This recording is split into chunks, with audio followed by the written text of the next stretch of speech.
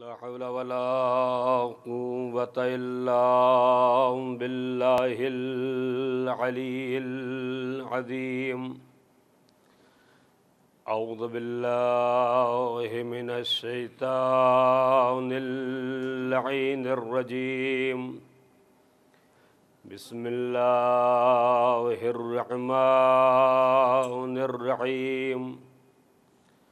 الحمد لله الذي لم يتخذ صاحبة ولا ولدا ولم يكن له شريك في الملك ولم يكن له ولي من الذل وكبره تكبيرا.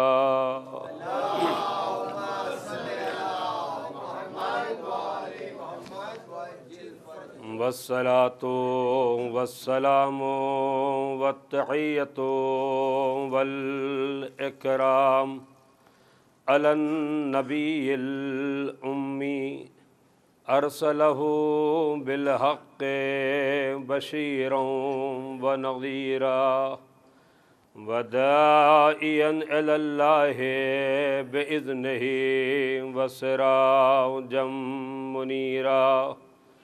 سیدنا و مولانا ابی القاسم محمد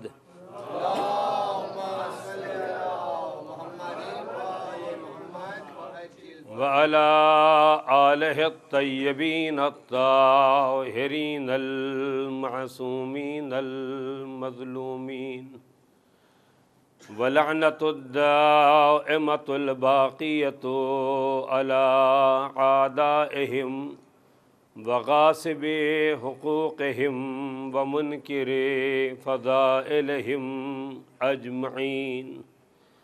أَمَّا بَعْدُ فَقَدْ قَالَ اللَّهُ الْحَكِيمُ فِي كِتَابِهِ الْكَرِيمِ. بسم اللہ الرحمن الرحیم. تبارک الذی بیدہ الملک وہو علی کل شیء قدیر. صلوات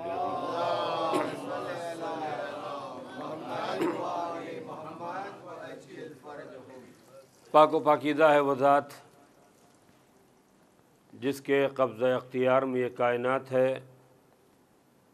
اور وہ خدا وہ ہے جو ہر شے پر قادر ہے.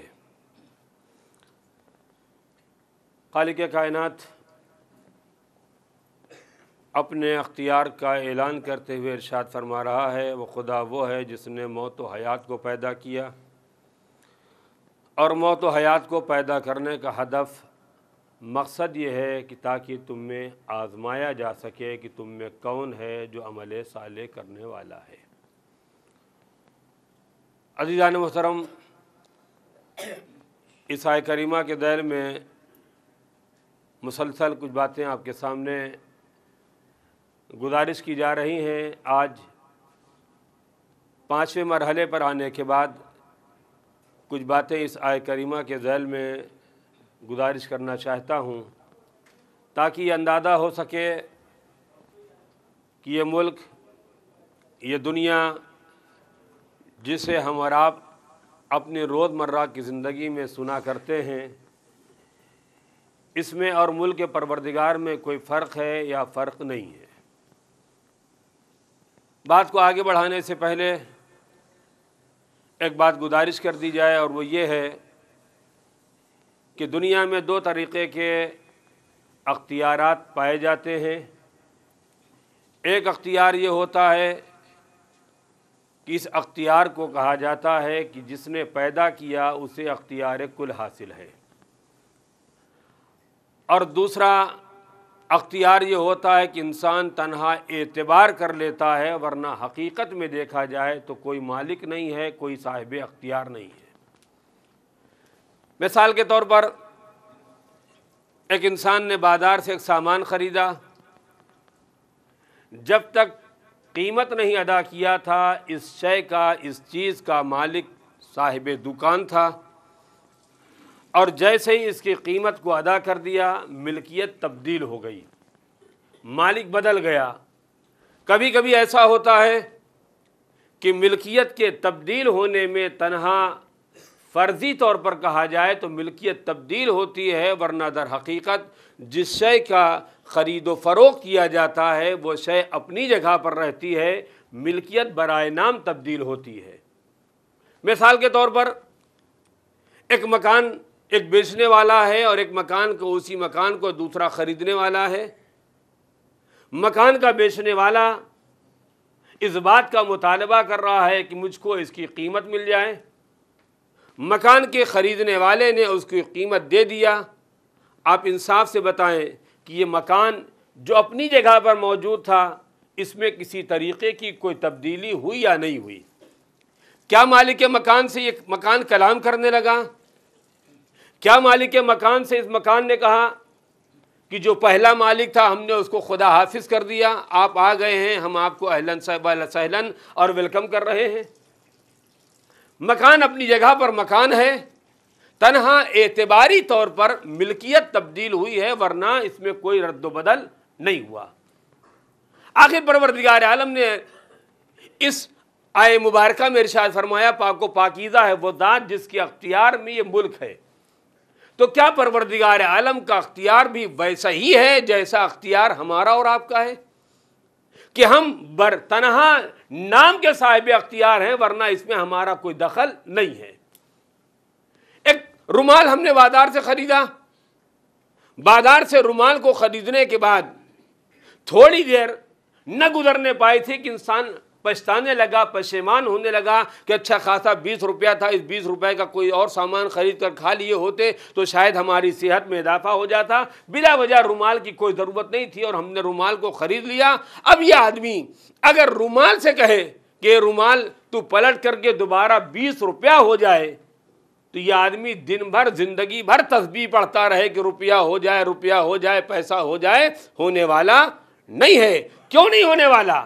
اگرچہ انسان مالک ہے، اس رومال کا مالک ہے، لیکن مالک ہونے کے بعد بھی اس میں ذرہ برابر تبدیلی نہیں ہوتی ہے۔ کیوں نہیں ہوتی ہے؟ اس لیے کہ تنہا ہم اعتباری طور پر مالک ہیں، حقیقت میں مالک نہیں ہے۔ کبھی کبھی ایسا بھی ہوتا ہے کہ یہی اعتبار ایک مرحلے میں اعتبار ہے اور دوسرے مرحلے میں اعتبار اتنا ساقط ہو گیا کہ پہلے مرحلے میں اس کو ہم چھپانے کے واسطے آمادہ و تیار ہیں، اس کو محفوظ رکھنے کے واسطے آمادہ و تیار ہیں، اور جیسے ہی اعتبار ساقط ہوا اب انسان اس کو رکھنے کے واسطے آمادہ اور تیار نہیں ہے۔ مثال کے طور پر ایک زمانہ آیا جب گورنمنٹ نے 1000 کا نوٹ شائع کیا۔ کیا ہر نوٹ قابل اعتبار ہے؟ اگر ہر نوٹ قابل اعتبار ہوتی تو دور حاضر میں یہ جو دھندے چلتے ہیں جعلی نوٹوں کا، یہ ایسی دھڑ پکڑ نہ ہوتی۔ دھڑ پکڑ ہونے کا مطلب یہ ہے کہ اس 1000 کا نوٹ وہی معتبر ہے جس کو گورنمنٹ نے پاس کیا ہے، جس کو ہم نے اور آپ نے اپنے گھر میں چھاپ لیا، بنا لیا، وہ قابل اعتبار نہیں ہے۔ ایک مرتبہ ایسا ہوا کہ گورنمنٹ نے 1000 کا نوٹ بنایا اور جب دیکھا کہ بازار میں بہت سارے جعلی نوٹ آ گئے تو گورنمنٹ نے اعلان کر دیا کہ 1000 کے نوٹ کی کوئی قیمت نہیں ہے، تنہا 10 دن کی مہلت دی جا رہی ہے۔ جن لوگوں کے پاس 1000 کا نوٹ ہے وہ اس کو لا کر جمع کر دیں، اس کے عوض میں دوسری نوٹ لے لیں، ورنہ اس کے بعد اس کی کوئی قیمت نہ رہ جائے گی۔ آخر یہ 1000 کا نوٹ جب تک گورنمنٹ کی طرف سے قابل اعتبار تھا، اعتبار رہا۔ جیسے ہی گورنمنٹ نے اپنا سپورٹ واپس لے لیا، 1000 کا نوٹ آپ دن بھر رکھے رہے، اس کی کوئی اعتبار، اس کی کوئی حیثیت، اس کا کوئی مرتبہ، اس کا کوئی درجہ نہیں ہے۔ کیوں نہیں ہے؟ اس لیے نہیں ہے کہ پہلے اعتبار تھا، اب اس کا اعتبار نہیں ہے۔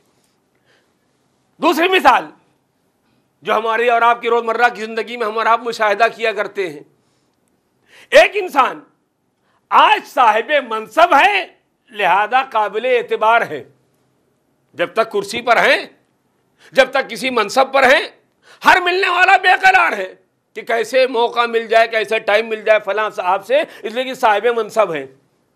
اور جیسے ہی انتخاب ہوا، الیکشن ہوا، الیکشن میں ہار گئے، اب وہ توقع کر رہے کہ ہم جائیں تو لوگ ہم سے ملاقات کر لیں. آدمی تو وہی ہے. آخر یہ ایک بارگی انقلاب کیسے پیدا ہو گیا؟ کل تک ہم ان کے دروازے پر لائن لگائے تھے، آج وہ ہمارے دروازے پر لائن لگائے ہوئے ہیں. آدمی وہی ہے، وہ بھی آدمی ہے، ہم بھی وہی آدمی ہیں، کوئی فرق نہیں ہوا. تنہا فرق یہ ہوا کہ پہلے منصب والے تھے، ان کا اعتبار تھا. آج صاحب منصب نہیں رہ گئے، لہذا ان کا اعتبار نہیں رہ گیا. عزیزان محترم، اگر اتنی بات آپ کے سمجھ میں آ گئی تو یہ دیکھنا ہے کہ پروردگار عالم جو کہہ رہا ہے تبارک الذی بیدہ الملک، پاک و پاکیزہ ہے وہ ذات جس کے قبضہ اختیار میں یہ ملک ہے، تو کیا پروردگار بھی ویسے ہی صاحب اختیار ہے جیسے ہم صاحب اختیار ہیں؟ قدرت آباد رہے. تمہارا اعتبار، تمہارا منصب، تمہارا درجہ، تمہاری اوقات، تمہاری وقت اسی وقت تک ہے جب تک تم قابل اعتبار رہو گے. لیکن ہمارا مرتبہ ایسا نہیں ہے. تم خالق مانو گے تب بھی خالق رہیں گے، نہ مانو گے تب بھی خالق رہیں گے. یہ پوری کائنات ہمارے اختیار میں ہے. ہم جیسے چاہیں گے چلائیں گے، جیسے چاہیں گے تمام کر دیں گے. ایک صلوات بے محمد و آل محمد.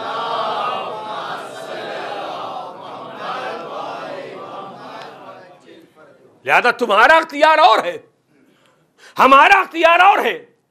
تم کو کسی نے صاحب اختیار بنا دیا، لہذا تم صاحب اختیار ہو گئے. ہمیں کسی اور نے صاحب اختیار نہیں بنایا ہے، ہمیں کسی نے خدا نہیں بنایا ہے. ہمیں کوئی پوری کائنات خدا مانے تب بھی ہم خدا ہیں، اور اگر پوری کائنات خدائی کا انکار کر دے تب بھی ہم خدا رہیں گے. شاید یہی وجہ ہے کہ ہمارے اور آپ کے چھٹے امام امام جعفر صادق علیہ الصلوۃ والسلام کے سامنے جب گفتگو آئی کہ ہم آخر عبادت خدا کیوں کریں، اسی خدا کی عبادت کیوں کی جائے، تو امام معصوم نے فرمایا اگر اس خدا کی عبادت نہیں کرنا تو دوسرا کوئی خدا لے آؤ، یا کوئی اور ایسا خدا ہو. اور اگر کوئی اور خدا ہے تو کم از کم اس کو یہ ماننا پڑے گا کہ اس کی بھی کوئی دنیا ہوگی، اس نے بھی کوئی کائنات بنائی ہوگی، اس نے بھی کسی کو نبی بنایا ہوگا، اس نے بھی کسی کو رسول بنایا ہوگا، اس نے بھی کسی کو امام بنایا ہوگا. اور اگر ایسا نہیں ہے، پوری کائنات کا جائزہ لو اور خدا کے مقابل میں دوسرا خدا نہ ملے، تو اس کا مطلب یہ ہے کہ اگر پوری کائنات کی قدرت کسی کے پاس پائی جاتی ہے تو تنہا اس خدا کے پاس پائی جاتی ہے، نہ جو ہاتھ رکھتا ہے، نہ پیر رکھتا ہے، نہ جسم و جسمانیات رکھتا ہے، لیکن پوری کائنات کا اختیار پایا جاتا ہے. شاید یہی وجہ ہے کہ دنیا کا ہر انسان، چاہے وہ کسی مذہب کا ماننے والا ہو، کسی نظریے کا ماننے والا ہو، ہر ایک کا ایک ہی کہنا ہے اس دنیا کا پیدا کرنے والا ایک ہے. جب کسی نے امام معصوم سے پوچھا کہ خدا کی معرفت کیسے حاصل کی جائے، خدا کے بارے میں کیسے پتہ لگایا جائے کہ خدا ہے یا نہیں ہے، تو امام نے آواز دیا کبھی تم نے دریا میں کشتی کا سفر کیا ہے یا نہیں کیا؟ امام نے معرفت خدا کا عقیدہ کیسے انسان کے اندر پیدا ہوتا ہے اور کیسا پیدا ہونا چاہیے، امام معصوم نے فرمایا یہ بتاؤ تم نے کبھی دریا کا سفر کیا ہے؟ اس نے کہا ہاں، اکثر و بیشتر دریا کا سفر کرنے کا اتفاق ہوتا ہے. آپ نے فرمایا جب تم نے دریا کا سفر کیا تو کبھی ایسا موقع بھی آیا ہوگا کہ تمہاری کشتی گرداب میں آ کر پھنس گئی، تمہاری کشتی کے پاس کے واسطے کوئی ایسا موقع آیا ہوگا کہ عنقریب ڈوبنے والے رہے ہو، عنقریب زندگی کا تمہارے خاتمہ ہونے والا رہا ہو. اس نے کہا ہاں مولا ایسا بھی آیا. تو آپ نے فرمایا یہ بتاؤ جب کشتی تمہاری گرداب میں آ گئی، جب کشتی تمہاری بھنور میں آ گئی اور عنقریب تھا کہ تمہاری زندگی کا خاتمہ ہو جاتا، ایسے مرحلے میں کیا تمہیں امید تھی یا نہیں تھی کہ کوئی نہ کوئی بچانے والا ہے جو ہمیں بچا لے گا؟ جیسے امام معصوم نے فرمایا تو آنے والے نے کہا ہاں مولا ایسا ہوتا ہے کہ کبھی نہ کبھی ایسا ہوتا ہے کہ ہماری کشتی ڈوبنے والی ہوتی ہے، لیکن ایسے مرحلے پر بھی انسان کو امید رہتی ہے کہ کوئی نہ کوئی بچانے والا ہمیں بچا سکتا ہے. امام معصوم نے آواز دیا جہاں یہ خیال پیدا ہو جائے کہ ڈوبتی ہوئی کشتی میں بھی کوئی بچانے والا بچا سکتا ہے، اسی کو ذات پروردگار کہا جاتا ہے. ایک صلوات بھی محمد و آل محمد.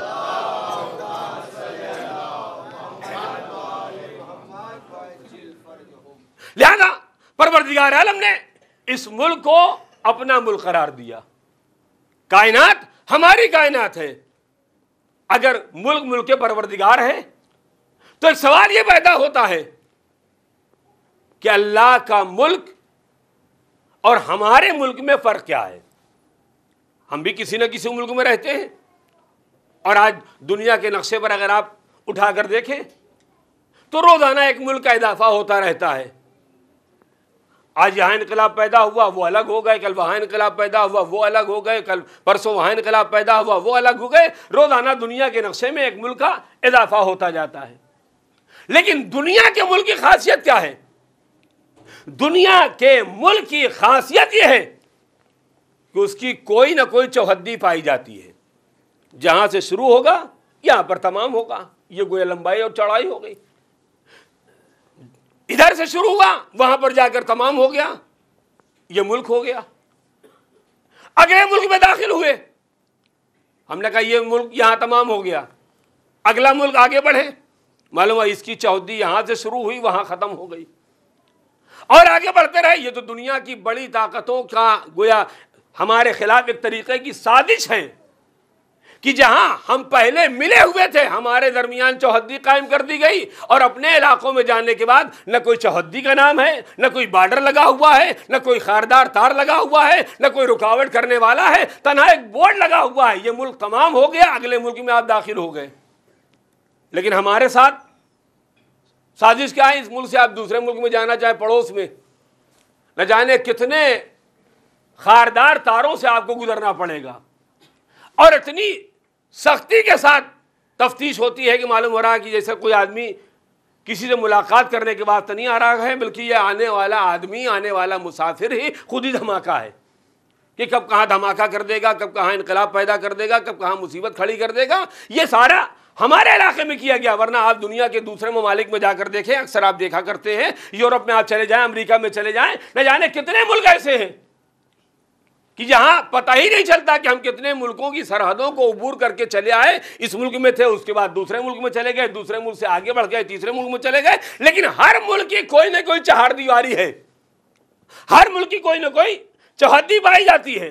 تو پروردگار عالم نے جو کہا ہمارے اختیار میں ملک ہے، تو پروردگار اتنا اور بتا دے، ہم اس دنیا میں رہنے کے بعد جتنے ملکوں کا ہم نے جائزہ لیا، ہمیں یہ پتا چلا اس کی چوہدی یہاں شروع ہوتی ہے، اس کا آغاز یہاں شروع ہوتا ہے، اس کا انجام وہاں تمام ہو گیا۔ آگے بڑھ گئے، ایک ملک کے بعد دوسرا ملک آ گیا، دوسرے سے آگے بڑھے تیسرا آ گیا، تیسرے سے آگے بڑھے چوتھا آ گیا۔ پروردگار ہم نے دنیا میں اپنے ملکوں کی چوہدی دیکھی، کوئی نہ کوئی سرحد دیکھی۔ تیرا ملک کیا ہے؟ قدرت نے آواز دیا، جہاں کہیں بھی سرحدیں پائی جاتی ہیں وہ تمہارا ملک پایا جاتا ہے، جہاں کسی طریقے کی کوئی سرحد نہ پائی جائے وہ ہمارا ملک کہا جاتا ہے۔ ایک صلوات بھی محمد و آل محمد۔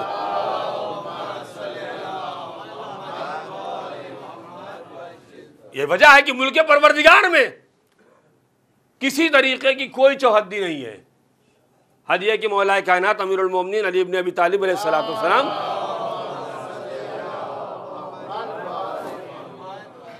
جب ملک پروردگار کے اختیارات بیان کیے تو دعا کمیل میں ہم اور آپ ہر شب جمعہ تلاوت کرتے ہیں، وَلَا يُمْكِنُ الْفِرَارُ مِنْ حُكُومَتِكَ۔ مولا کائنات فرماتے ہیں پروردگار تیرے ملک سے فرار اختیار میں نہیں ہے۔ جائے گا تو آدمی کہاں جائے گا؟ سرحدوں کے ملک میں رہنے کے بعد اس بات کا امکان پایا جاتا ہے کہ یہاں کا خطا کرنے والا دوسرے ملک میں جا کر کے پناہ لے لے۔ سرحدوں کی حدود میں رہنے کے بعد اکثر و بیشتر دیکھا جاتا ہے کہ ایسے ملک کا انتخاب کیا جاتا ہے جہاں کے تعلقات خراب ہوں، تاکہ یہ مانگتے رہ جائیں اپنے مجرم کو اور وہ دینے کے واسطے آمادہ اور تیار نہ ہو۔ یہی وجہ ہے کہ نہ جانے کتنے ایسے افراد جو ہندوستان کی تاریخ کے اعتبار سے سنگین ترین مجرمین میں شمار ہوتا ہے، لیکن یہ روزانہ درخواست کرتے ہیں، یہ روزانہ اپنے مجرم کی تعداد بیان کرتے ہیں، سامنے والا ماننے کو تیار ہی نہیں، لہذا دینے کے واسطے آمادہ اور تیار نہیں ہے۔ دنیا کے مجرمین اور دنیا کی حکومتوں میں اور حکومت پروردگار میں ایک بنیادی فرق یہ پایا جاتا ہے کہ دنیا کے حدود میں رہنے کے بعد یہ ہو سکتا ہے کہ یہاں کا خطا کار وہاں پناہ لے لے، وہاں کا خطا کار وہاں بنا لے، وہاں کا خطا کار کسی اور ملک میں جا کر کے پناہ لے لے، لیکن ملک پروردگار میں آنے کے بعد چاہے جہاں رہے گا اللہ کی قدرت میں، اللہ کے ملک میں رہے گا، لہذا جب اللہ کے ملک میں رہے گا تو صدا سے بھاگ نہیں سکتا ہے، فرار اختیار نہیں کر سکتا۔ یہی وجہ ہے کہ جب مولا کائنات نے پروردگار عالم کے صفات بیان کیے، پروردگار تو کتنا کریم پروردگار ہے، تو کتنا رحیم پروردگار ہے کہ تو خطاؤں پر جلدی نہیں کرتا، خطاؤں کی سزا پر جلدی نہیں کرتا۔ یہ جلدی کیوں نہیں کرتا پروردگار؟ ہم نے خطا کیا، ہم نے غلطی کیا، ہم نے گناہ کیا، ہمیں فوراً سزا مل جانا چاہیے، جیسے ہی پکڑ میں آئے ویسے ہی ہمیں سزا مل جانا چاہیے۔ عجب نہیں قدرت آواز دے، ہم نے تم کو اتنا موقع شاید اسی لیے دیا ہے کہ شاید اب بھی تم توبہ کر کے صراط مستقیم پر آ جاؤ۔ ہم نے تم کو موقع کیوں دیا؟ ہم نے سزا دینے میں جلدی کیوں نہیں کیا؟ اس لیے کہ بھاگ کر جاؤ گے کہاں؟ یہ دنیا کا ملک نہیں ہے کہ یہاں سے بھاگے وہاں چلے گئے، وہاں سے بھاگے وہاں چلے گئے۔ جہاں کہیں بھی جاؤ گے ملک پروردگار میں رہو گے، اور جب ملک پروردگار میں رہو گے تو اللہ جب سزا دینا چاہے گا سزا دے سکتا ہے، اس کی مملکت سے فرار نہیں ہو سکتا ہے۔ ایک صلوات بے محمد وآل محمد۔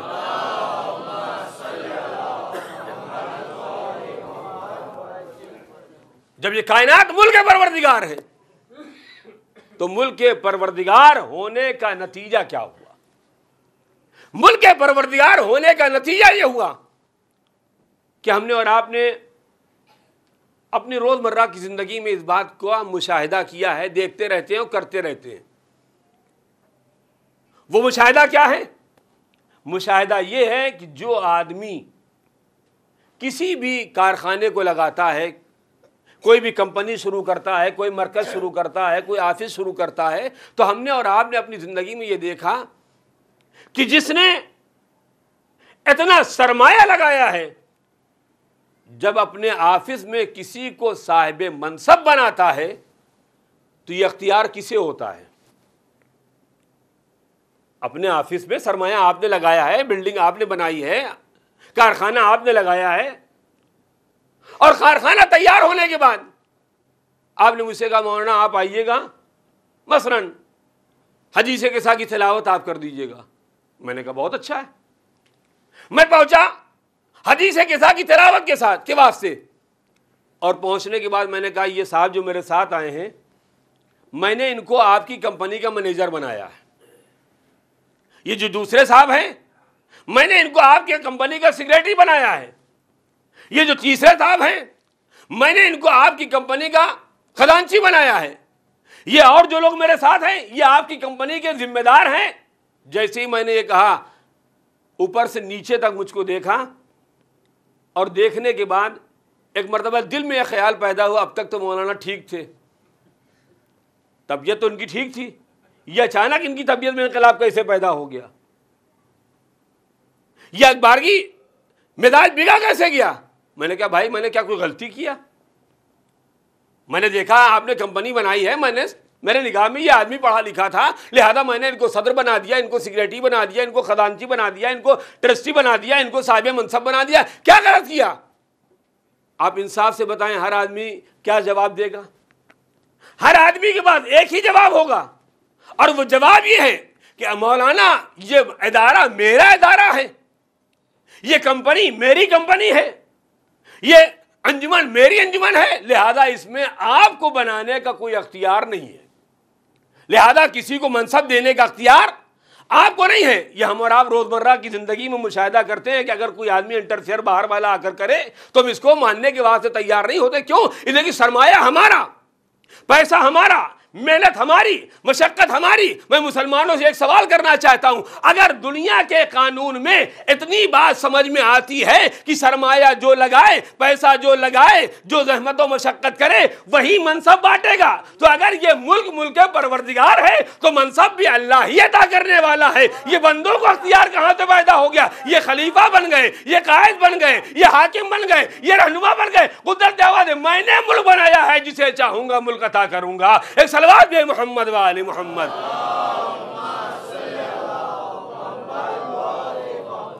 نعرے ایک اس سے بہتر صلوات بھیجے.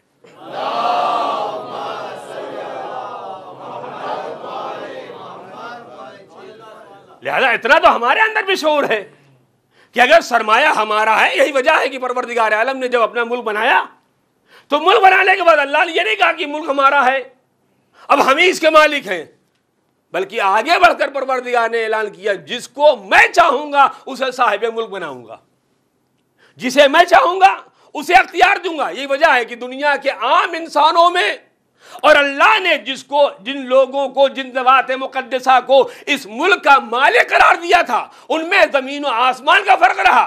فرق کیا رہا؟ ہم بھی مکان کے مالک، ہم بھی دکان کے مالک، ہم بھی گھر کے مالک، ہم بھی زمین کے مالک، لیکن زمین رہی، اس میں ذرہ برابر فرق پیدا نہ کر پائے. زمین اپنی جگہ پر زمین رہی، پانی اپنی جگہ پر پانی رہا، درخت اپنی جگہ پر درخت رہا، لیکن اللہ نے جن کو اس ملک کا اختیار دے کر بھیجا تھا، اگر پانی کو اشارہ کر دیا وہ جواہرات میں تبدیل ہو گیا، مٹی کو اشارہ کر دیا وہ سونے میں تبدیل ہو گیا. یہ ایسا کیوں ہوا؟ قدرت نے آواز دیا پہچانو تمہارا اختیار اور ہوتا ہے، ہم جسے صاحب اختیار بنا کر بھیجتے ہیں اس کا اختیار کچھ اور ہوتا ہے. ایک صلوات بے محمد و آل محمد.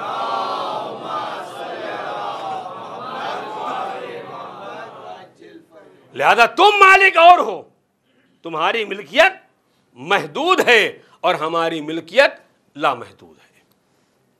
اب اس کے بعد پروردگار عالم نے جو فریضے ہمارے اور آپ کے اوپر عائد کیے، ان فریضوں میں دو طرح کے فریضے ہیں. کچھ فرائض کو پروردگار عالم نے بعنوان حق ہم پر واجب کیا ہے، اور کچھ فریضوں کو بعنوان فرض. حق اور فرض میں فرق پایا جاتا ہے.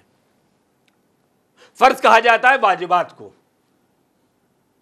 فریضہ جو ہمارے اوپر عائد ہوا ہے، اگر ہم بالغ اور عاقل ہو گئے تو ہمارے اوپر شریعت کی طرف سے فریضہ عائد ہو گیا. نماز ہمارے اوپر واجب ہے، روزہ ہمارے اوپر واجب ہے، ماں باپ کا احترام ہمارے اوپر واجب ہے، پڑوسیوں کے حقوق کا لحاظ رکھنا ہمارے اوپر واجب ہے. یہ سارے فرائض ہیں.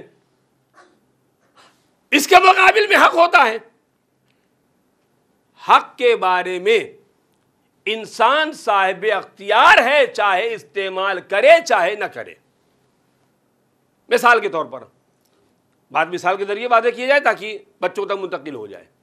مثال کے طور پر میں نے کسی سے 10 روپے کا مطالبہ کیا، مجھے قرض کی ضرورت تھی، 10 روپیہ میں نے مانگ لیا.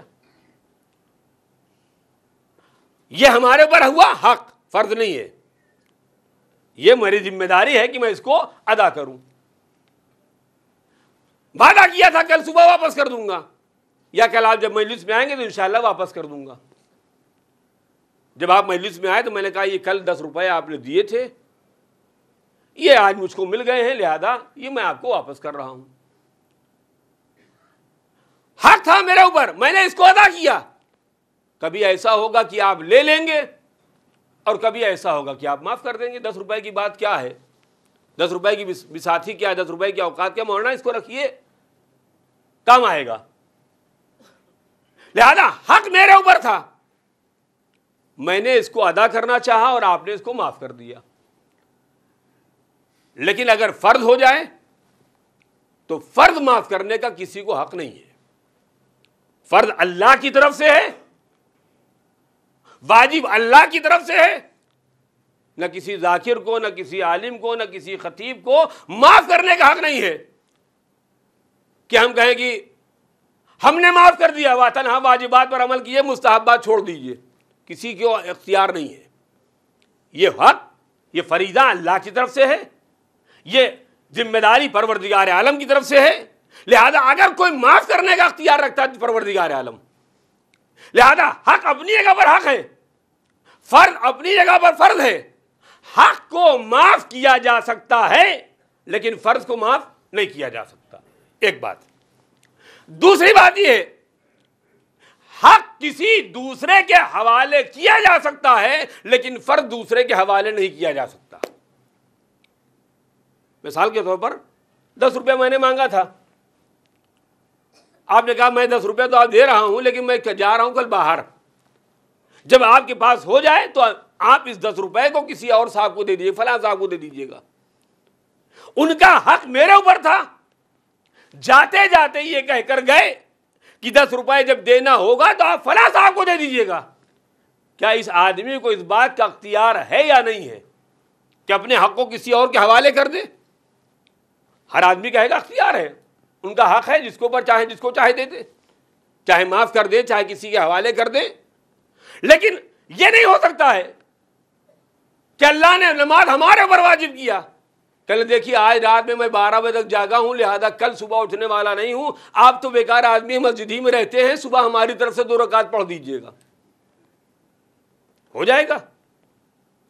کیا ہماری نماز یا آپ کی نماز یا کسی بندہ مومن کی نماز کوئی دوسرا آدمی پڑھنا چاہے، یا ہم سہیج کر چلے جائیں کہ آپ ہماری طرف سے پڑھ دیجیے گا، ہو جائے گی؟ نہیں ہوگی۔ کیوں نہیں ہوگی؟ اس لیے کہ نماز ہے فرض منتقل نہیں ہو سکتا ہے، لیکن حق منتقل ہو سکتا ہے۔ حق منتقل کیا جا سکتا ہے لیکن فرض منتقل نہیں کیا جا سکتا، ورنہ اگر منتقل کرنے کا اختیار ہوتا تو ہر صاحب دولت اپنے فریضے کو دوسرے پر ڈال دیتا۔ جہاں کسی پیش نماز کو رکھا جاتا وہیں ایک ذمہ داری اور بھی کہ آپ یہاں نماز پڑھاتے ہیں، لہذا میری نمازیں آپ پڑھتے رہیے گا، 10,000 روپے چاہیے مجھ سے لیجیے، آپ پڑھتے رہیے گا۔ لیکن یہ 10,000 روپے کی نماز مرنے کے بعد تو ہو سکتی ہے، مرنے سے پہلے نہیں ہو سکتی۔ کوئی آدمی کہے کہ میں تو بڑا مصروف آدمی ہوں، لہذا میں نماز نہیں پڑھ سکتا ہوں، لہذا میری نماز کوئی پڑھ دے، نہیں ہو سکتا ہے۔ مر جائیں گے، فری میں پڑھوانا چاہیں گے فری میں ہو جائے گی، پیسہ دے کر پڑھوانا چاہیں گے پیسہ دے کے ہو جائے گی، لیکن ہو سکتی ہے۔ اس کا مطلب کیا ہوا؟ جسے اسلام نے حق قرار دیا، حق منتقل ہو سکتا ہے، لیکن جسے اسلام نے فرض قرار دیا ہے فرض منتقل نہیں ہو سکتا۔ اب یہیں سے ایک جملہ اور آپ گزارش کرنا چاہتا ہوں، حق منتقل ہو سکتا ہے لیکن فرض منتقل نہیں ہو سکتا۔ اسلام نے مردوں پر مہر کو واجب قرار دیا ہے یا حق ہے؟ ہمارے لیے جب شادی کرنے کے بعد سے آمادہ و تیار ہوتا ہے آدمی، تو پہلے مرحلے پہ تو یہ آدمی بڑا اچھا لگتا ہے کہ جب نکاح کا مرحلہ آتا ہے تو پوچھا جاتا ہے بھائی مہر کیا ہوگی؟ کہنا ہے جو چاہے لکھ دیجئے، جو چاہے لکھ دیجئے، کسے لینا ہو کسے دینا، نہ ہمیں لینا ہے نہ انہیں دینا ہے، آخرکار معاف ہو ہی جائے گا، آخر ہم معاف کرا لیں گے۔ کم از کم مردوں اور نوجوانوں میں تو اتنی غیرت پیدا ہونا چاہیے کہ دوسروں کے سامنے ہاتھ اگر پھیلائیں تو کم از کم عورت کے سامنے تو نہ پھیلائیں، ورنہ کل وہ ہم کو کسی مرحلے پر تانا دے سکتی ہے کہ تم کیا بولتے ہو، 14,000 مہر تھی وہ بھی نہیں دیا، تم ہمارے مکان میں رہ رہے ہو، ہمارے جہیز کے اوپر زندگی گزار رہے ہو، ہمارے ساز و سامان پر زندگی گزار رہے ہو، لہذا ہم سے کیا کہتے ہو؟ لیکن ہم اس باتوں کے عادی نہیں ہیں۔ اسلام آواز دے رہا ہے کہ شادی کے مرحلے پر آنے سے پہلے تمہاری ذمہ داری ہے کہ کسی چیز کا انتظام کرو یا نہ کرو، پہلے اپنے فریضے کو ادا کرنے کی ذمہ داری کرو، پہلے اپنے فریضے کو ادا کرنا چاہو۔ ہم اور آپ فریضہ کتنا ادا کرتے ہیں، واجبات پر کتنا عمل کرتے ہیں، اور یہی وجہ ہے کہ فریضے میں کسی انسان کو تبدیلی کرنے کا حق نہیں ہے۔ فریضے میں کسی انسان کو تبدیلی کرنے کا حق نہیں ہے۔ اکثر و بیشتر ایسا ہوتا ہے کہ ایک محترم گھرانے کی خاتون جب تک شادی نہیں ہوئی تھی تب تک مکمل حجاب میں رہتی تھی، اور جیسی شادی ہو کر کے بیاہ کر کے دوسرے گھر میں گئیں، جتنا حجاب تھا جتنا پردہ تھا وہ اپنے گھر میں چھوڑ کے چلی گئی، اور جانے کے بعد اب کہنا کیا ہے، کیا کیا جائے کہ شوہر ہمارا نالائق ہے، شوہر کہتا ہے کہ حجاب نہ کرو، شوہر کہتا ہے پردہ نہ کرو۔ عزیزان محترم، شوہر لاکھ کہے، حکم پروردگار کے مقابل میں شوہر کے قانون کی اتباع واجب نہیں ہے۔ حکم پروردگار اگر حجاب ہے، حکم پروردگار اگر پردہ ہے، تو حکم پروردگار میں کسی کو مداخلت کرنے کا حق نہیں ہے۔ یہ نہ کہا جائے کہ شوہر کہتا ہے، اور کبھی کبھی معاملہ الٹ جاتا ہے، یہ تو ایک طرف کی بات ہے، لہذا آپ خوش ہو گئے۔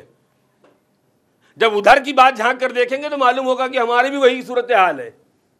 اچھے خاصے متدین، اچھے خاصے دیدار، اچھے خاصے شکل و صورت کے اعتبار سے نمازی پرہیزگار، اور جیسی شادی ہو کر کے بیوی کے ساتھ گئے، ویسی بیوی نے مطالبہ کیا اگر ہمارے ساتھ رہنا تو اس صورتحال میں نہیں چلو گے، اگر ہمارے ساتھ زندگی گزارنا ہے تو یہ صورتحال ہمارے ساتھ نہیں چلنے والی۔ فوراً تبدیلی پیدا ہو گئی۔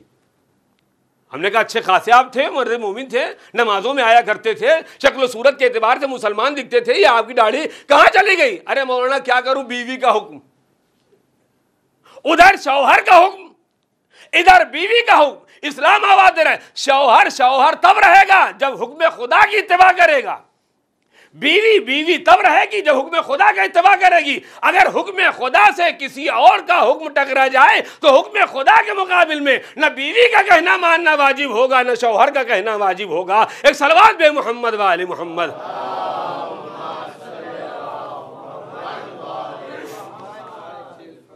یہی وجہ ہے کہ بات یہاں تک آنے کے بعد ایک جملہ اور گزارش کرنا چاہتا ہوں، شاید آپ محظوظ ہو جائیں۔ اسلام میں طلاق حق ہے یا فریضہ؟ طلاق حق ہے یا فریضہ؟ اگر فریضہ مان لیا جائے تو پھر ہر آدمی کو کرنا چاہیے۔ اگر فریضہ مان لیا جائے کہ طلاق جو ہے وہ فریضہ ہے تو ہر آدمی کو ماننا چاہیے، اور ماننے کا مطلب یہ ہوا کہ یہاں سے واپس جانے کے بعد کوئی اور بندوبست کریں، اس لیے کہ طلاق اگر ہم نے یہ مان لیا فریضہ ہے تو ہر آدمی کو کرنا چاہیے، اور اگر ہر آدمی نے طلاق دے دیا تو جائے گا کہاں پلٹ کے؟ گھر ہی تو جائے گا، گھر کس منہ سے جائے گا؟ اس لیے کہ یہاں سے فریضہ اپنا انجام دے چکے، اپنا فریضہ اختیار کر چکے، لہذا جائے گا تو کہاں جائے گا؟ اسلام نے آواز دیا، ہم نے طلاق کو حق قرار دیا ہے، فریضہ نہیں قرار دیا۔ جب کبھی حالات ناسازگار ہو جائیں، جب کبھی دو زندگیاں ملنے کے واسطے آمادہ اور تیار نہ ہو، جب کبھی ایسی صورتحال پیدا ہو جائے تو تمہاری ذمہ داری ہے کہ الگ ہو جاؤ۔ اب مصیبت اور مجبوری یہ ہوتی ہے کہ انسان اپنے الزام کو اسلام کے سر تھوپ دیتا ہے، اپنی مجبوری کو۔ ہم کہتے ہیں کیسا مذہب ہے بتائیے، سارا اختیار تو اسلام نے شوہر کو دے دیا، عورت تو بیچاری مجبور ہے۔ کبھی پلٹ کر ہم نے یہ نہ سوچا کہ اسلام نے ابتدائی مرحلے پر نکاح کا اختیار کسے دیا تھا؟ اسلام نے ابتدائی مرحلے میں نکاح کا اختیار کسے دیا ہے؟ اور اگر اتنا نہیں معلوم ہے تو کم از کم کبھی نہ کبھی نکاح تو دیکھا ہی ہوگا کہ جب نکاح کی باری آتی ہے تو پہلے عورت کا وکیل نکاح پڑھتا ہے، گویا عورت کی نیابت میں عورت کی طرف سے صیغہ نکاح جاری کیا جاتا ہے۔ مرد تو خالی قبول تو کہتا ہے، ہم اور آپ، چاہے ہم اور آپ ہو یا ہمارا وکیل ہو، اور یہ روز اول سے ہمارے مقدر میں آ جاتا ہے قبول تو۔ اب تنہا آرڈر ادھر سے آئے گا، خالی ہم قبول کریں گے جو بھی آرڈر آئے گا، چونکہ پہلے مرحلے پر ہم نے کہا قبول تو ہم نے قبول کر لیا، ہم نے منظور کر لیا۔ اسلام آواز دے رہا ہے اگر ہماری منطق کو تم نے دھیان سے پڑھا ہوتا اور سمجھا ہوتا تو کبھی یہ فریاد کرنے کے واسطے آمادہ اور تیار نہ ہوتے۔ ہم نے ہر لڑکی کو پہلے مرحلے پر یہ اختیار دیا ہے، شادی بعد میں کرنا، پہلے مستقبل سوچ لو، پہلے دیکھو جس کے ساتھ جانے کے واسطے آمادہ اور تیار ہو یہ تمہارا ہم دین ہے یا نہیں ہے، ہم مسلک ہے یا نہیں ہے، تمہارا اس کے ساتھ نباہ ہونے والا ہے یا نہیں ہے، پڑھنے والی ہے یا نہیں ہے، یا نہیں ہے۔ تنہا جوش محبت میں آنے کے بعد کسی کے اوپر قربان ہو جانا اسے عقل نہیں کہا جاتا۔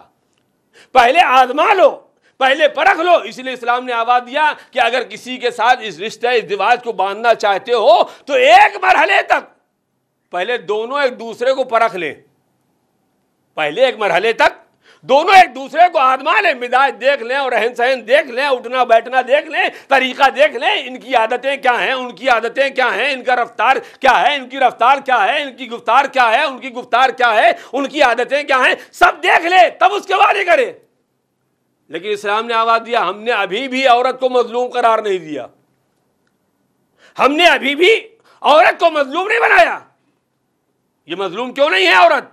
جب نکاح ہو گیا تو اب سارا اختیار دے دیا گیا شوہر کے ہاتھ میں، جب چاہے طلاق دے، جب چاہے طلاق نہ دے، جتنے چاہے مظالم کرے، جتنا چاہے ستائے، جتنا چاہے پریشان کرے، اور عورت چاہے کہ ہم ان سے جدا ہو جائیں، الگ ہو جائیں، ہمیں کسی طریقے سے چھٹکارا مل جائے، چونکہ شوہر ہیں لہذا اکڑے جا رہے ہیں۔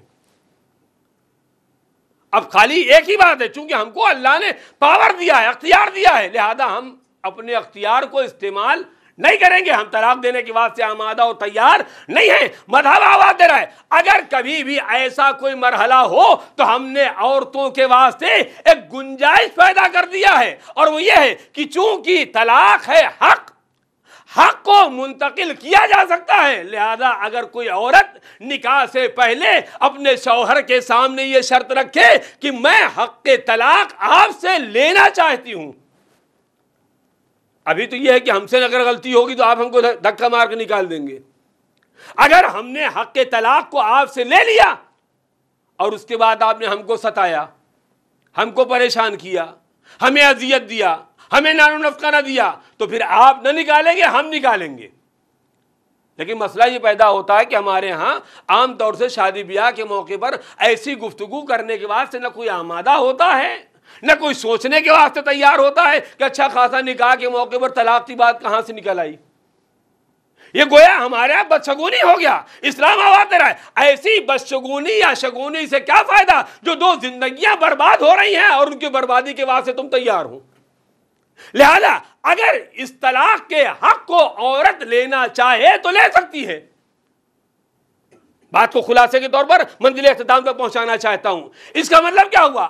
طلاق حق ہے، یہ حق چاہے آدمی خود استعمال کرے چاہے کسی اور کو دے دے۔ شاید یہی وجہ ہے کہ مولا کائنات نے جنگ جمل میں ایک جملہ فرمایا تھا، بہتر یہ ہے کہ میدان سے واپس چلی جائیے، ورنہ پیغمبر نے جو مجھے حق کے طلاق دیا ہے وہ میں یہاں استعمال کر دوں گا۔ دنیا کے مسلمانوں اندازہ لگاؤ، اگر علی حق کے طلاق کو استعمال کرتے تو جودہ رسول رہ بھی نہ جاتی۔ ایک صلوات بے محمد و آل محمد۔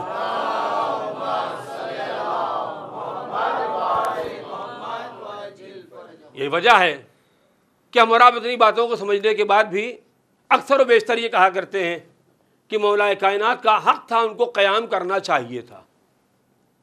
مولا کائنات کا حکومت حق تھا، انہیں قیام کرنا چاہیے تھا۔ اور یہ کہنے کے بعد، اتنے معنی سمجھنے کے بعد بھی ہم اور آپ دوبارہ پھر کہتے ہیں، جبکہ حق کے بارے میں ہے کہ آدمی لے چاہے نہ لے، آدمی چاہے رکھے چاہے معاف کر دے، حق چاہے کسی اور کو دے دے، جیسا چاہے انسان حالات کی بنیاد پر فیصلہ کر سکتا ہے۔ گویا علی آواز دے رہے ہیں، مجھے معلوم ہے کہ حکومت ہمارا حق ہے، لیکن میں اگر حق کے واسطے قیام کر لیتا تو دنیا یہی کہتی علی حکومت کے لالچی تھے لہذا حق کے واسطے قیام کیا۔ علی حکومت نہیں چاہتا ہے، علی اسلام کا پابند ہے اور اسلام کی بقا چاہتا ہے۔ ایک صلوات بے محمد و آل محمد۔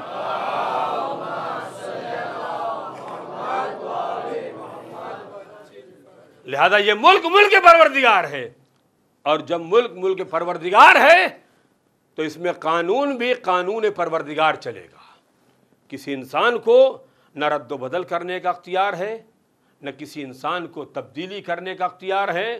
حد یہ ہے کہ خود پیغمبر بھی اگر اس دین کے احکامات میں تبدیلی کرنا چاہتے تو انہیں بھی اس بات کا اختیار نہیں تھا۔ یہ وجہ ہے کہ پیغمبر بار بار یہ کہہ رہے تھے، جیسا حکم پروردگار آ رہا ہے ویسے میں دنیا والوں کے سامنے پیش کر رہا ہوں، مجھے ذرہ برابر اس میں ترمیم و تنسیخ کرنے کا کوئی حق نہیں ہے، رد و بدل کرنے کا حق نہیں ہے۔ یہ وجہ ہے کہ جن لوگوں نے اس مرتبے کو پہچانا کہ رسول کو اللہ نے ذمہ دار مذہب بنا کر بھیجا، ان لوگوں نے اس باتوں کو سمجھ لیا تھا کہ دین میں کسی طریقے کی تبدیلی امکان پذیر نہیں ہے، اور اگر کوئی انسان دین میں تبدیلی پیدا کرنے کے واسطے آمادہ و تیار ہو تو ہر مرد مسلمان کا فریضہ ہے، ذمہ داری ہے کہ اس کے واسطے قیام کرے، انسان کھڑا ہو تاکہ کھڑے ہونے کے بعد دین کا تحفظ کیا جا سکے، دین کو بچایا جا سکے۔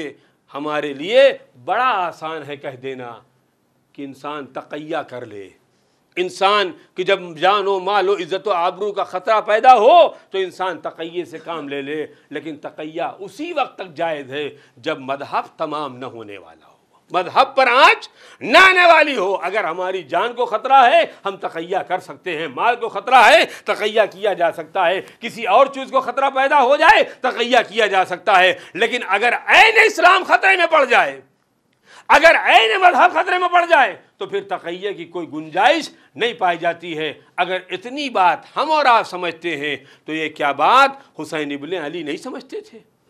یہ حسین نے قیام کیوں کیا؟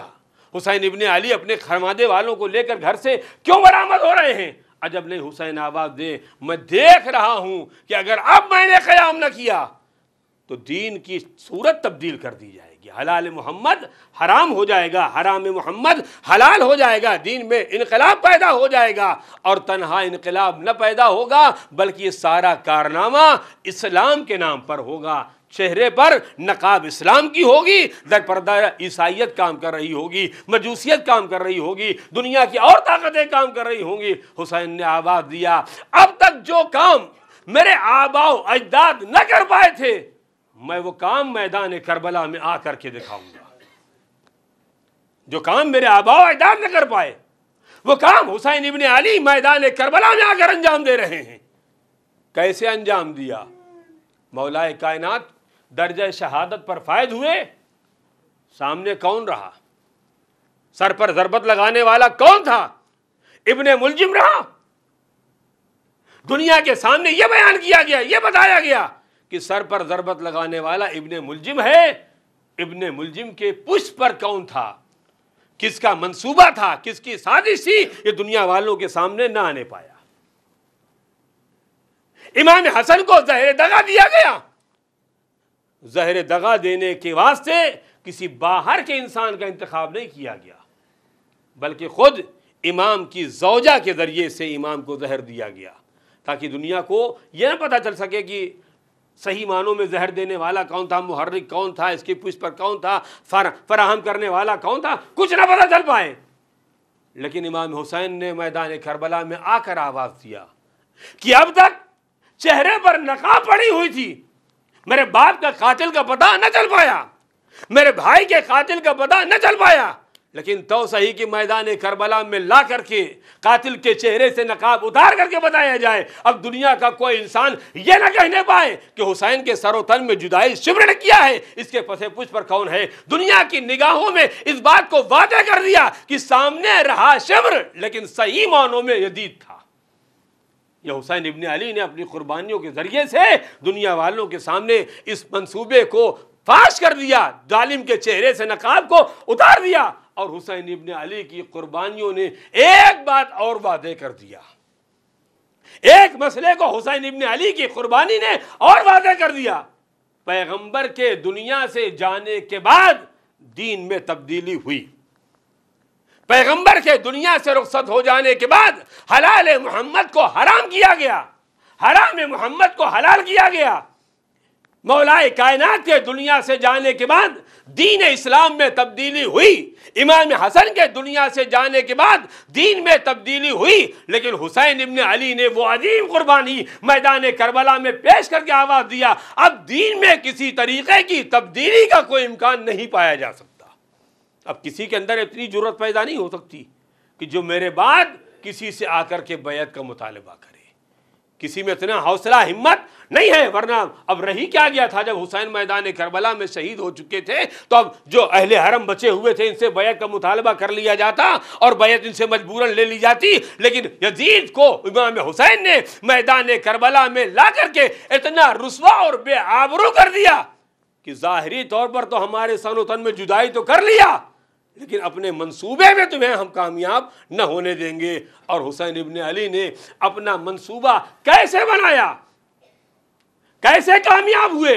حسین ابن علی اپنے منصوبے میں ایسے کامیاب ہوئے کہ تنہا اپنے ہمراہ مدینے کے لوگوں کو نہیں لائے تھے، تنہا اپنے ہمراہ مکے سے نہیں لائے تھے، تنہا اپنے ہمراہ کوفے سے نہیں لائے تھے، بلکہ حسین کی مظلومیت کا عالم یہ تھا کہ جو حسین کی مظلومیت کو دیکھتا جا رہا تھا وہ حسین کا گرویدہ ہوتا جا رہا تھا، وہ حسین کے قدموں پر آتا جا رہا تھا، گرتا جا رہا تھا، وابستہ ہوتا جا رہا تھا۔ شاید یہی وجہ ہے کہ تاریخ کربلا کہتی ہے کہ جب حسین مظلوم مکے سے روانہ ہو کر کے میدان کربلا کی طرف آگے بڑھ رہے تھے، تاریخ کہتی ہے ایک مرحلہ وہ آیا جہاں پر حسین کا قافلہ قیام پذیر ہے، حسین کا قافلہ ٹھہرا ہوا ہے، اور حسین کے قافلے کے پہلو میں تھوڑے فاصلے پر ایک اور قافلہ ٹھہرا ہوا ہے۔ ادھر قافلے میں نہ جانے کتنے افراد پائے جاتے ہیں، ادھر جو مد مقابل دوسرا قافلہ ٹھہرا ہے اس میں تنہا مختصر سے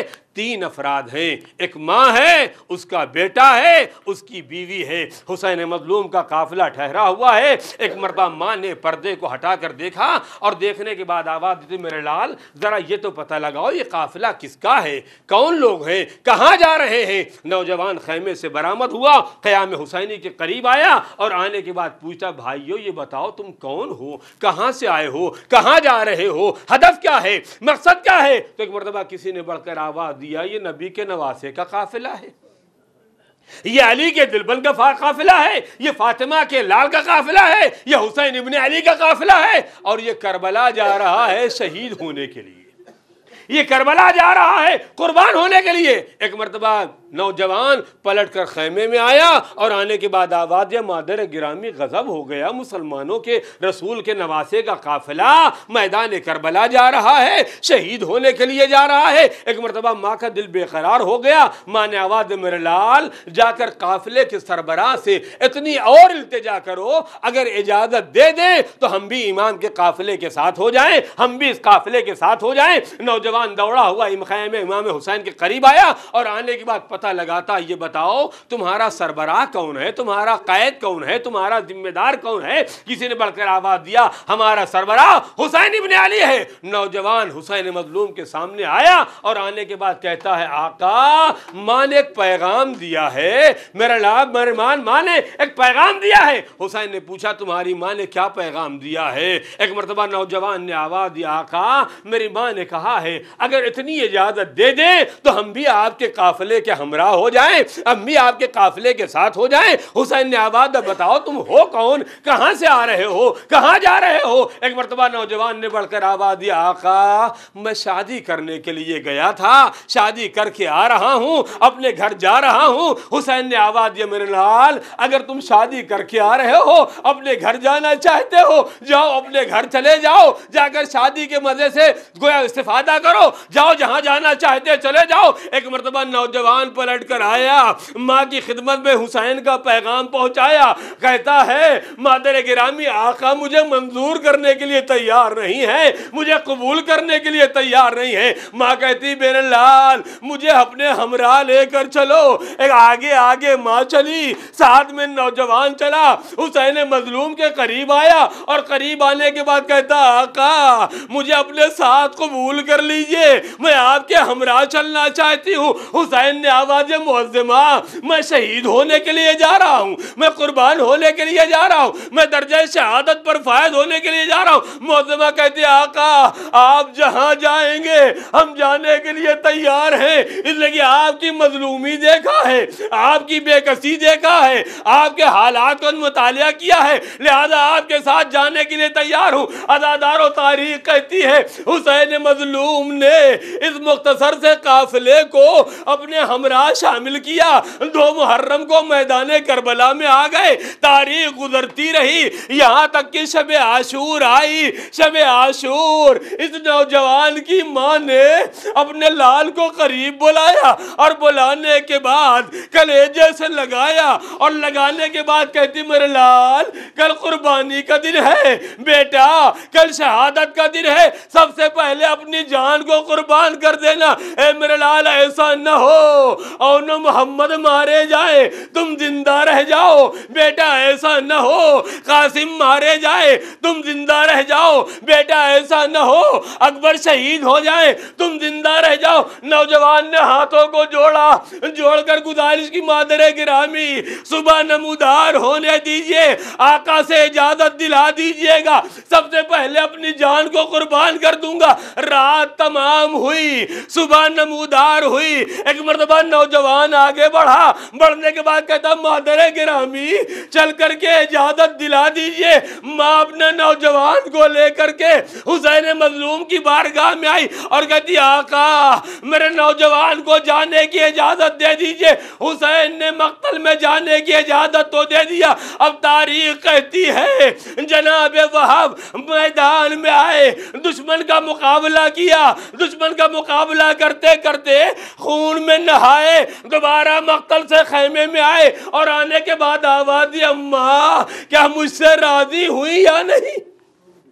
مادر گرامی میرے اس کیفیت کو دیکھنے کے بعد راضی ہوئی یا راضی نہیں ہوئی؟ ایک مرتبہ ماں کہتی میرا لال میں نے تجھے قربان ہونے کے لیے بھیجا تھا، واپس آنے کے لیے نہ بھیجا تھا، میرے لال جاؤ قربان ہونے کے لیے۔ تاریخ کہتی ہے جناب وہاب خیمے سے برآمد ہوئے مقتل کی جانب جانے کے واسطے، ایک مرتبہ در خیمہ پر اس کی بیوی آگے بڑھی اور بڑھنے کے بعد کہتی اے وہاب میں تمہیں میدان میں جانے سے نہیں روکتی، لیکن اے وہاب میرے ہمراہ حسین مظلوم کے پاس چلو۔ مومنہ نے وہاب کو لیا، حسین کے پاس آئے، حسین نے دیکھا آوازی وہاب تم تو اجازت لے کر جا چکے، اب کیوں آئے ہو؟ جناب وہاب فرماتے ہیں آقا میں آیا نہیں ہوں، یہ معظمہ لے کر آئی ہے۔ حسین متوجہ و مومنہ خیر تو ہے؟ ایک مرتبہ مومنہ کہتی ہے آقا آپ کو معلوم ہے وہاب شادی کر کے لے آئے ہیں،